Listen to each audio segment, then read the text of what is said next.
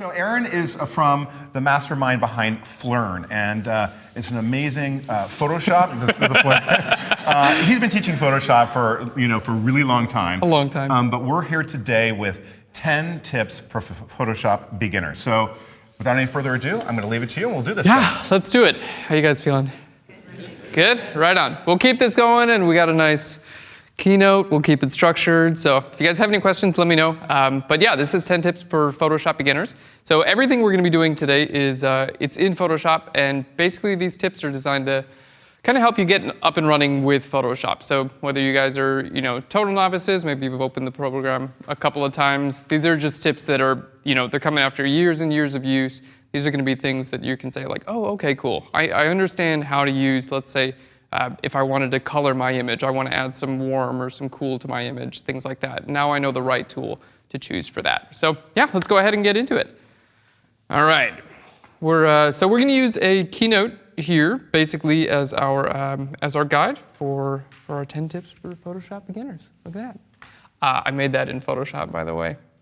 So I was like, Keynote doesn't really have. You can't really make nice keynotes in Keynote. They need to update it. So you just make it in Photoshop and then import it. All right, so here are the 10 tips. Now, we are going to be coming back to each of these tips throughout the duration of class. So don't feel like you have to write everything down. This is just a general overview of what we're going to be covering in this class. So tip number 1, this is an awesome tip. Save for web and devices whenever possible. Basically, we're going to show you guys how to take your images and how to place them on the internet, and we're going to show you how to see previews of the images in an internet browser. We're going to show you guys how to resize and sharpen and make sure all your images. Has anyone ever uploaded internet to like an image to like Flickr or Facebook and the colors are all weird? That's happened to you guys? Yeah. So we're going to start off. I'm going to show you how to never have that happen again because it's pretty annoying. So yeah, that's tip 1. Tip 2, we're going to be starting. We're going to learn the commonly used tools in Photoshop. So I'm going to go over basically all the tools that you guys really should know to begin with. Things that you don't need to spend a ton of time learning everything that because Photoshop's like super complex, right? So you don't want to you don't want to spend like 10 hours of your life learning every single tool. So if you can just learn like the basics, the easier tools, it's going to help you out a ton.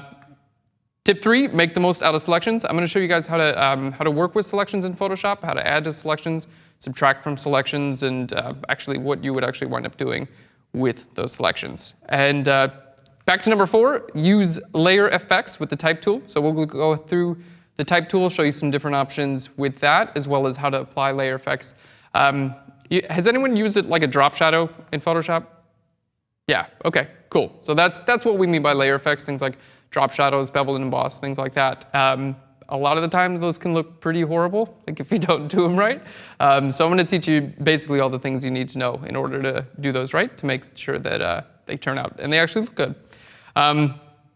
Just a general side note, I was like, last night I was going through my 10 tips for Photoshop beginners, and I realized that on my outline, I didn't write any of them as tips. I was just like, teach them how to use curves. I was like, that's not a tip at all.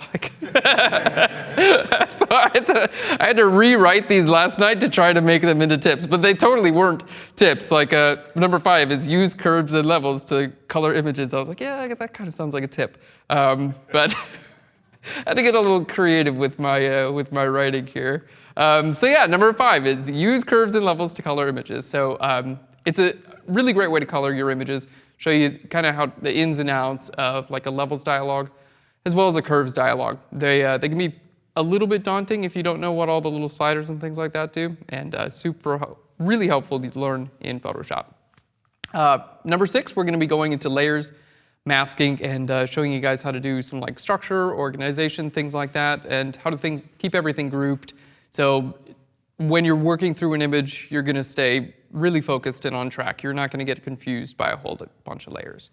Number 7 is keyboard shortcuts. I'm going to be using keyboard shortcuts during this class, and we also have a list of keyboard shortcuts. I'm going to show you guys a way where you can access all the keyboard shortcuts that Photoshop has to offer within Photoshop, and I'm going to even show you how to create your own and customize some of those Photoshop keyboard shortcuts, because it's, in my experience, the best way to get fast at Photoshop is through keyboard shortcuts. But there's so many of them, it's hard to keep track. Sometimes they're weird. Like if you want for instance, like a common blur you use in Photoshop is called the Gaussian blur. Has anyone ever used a Gaussian blur?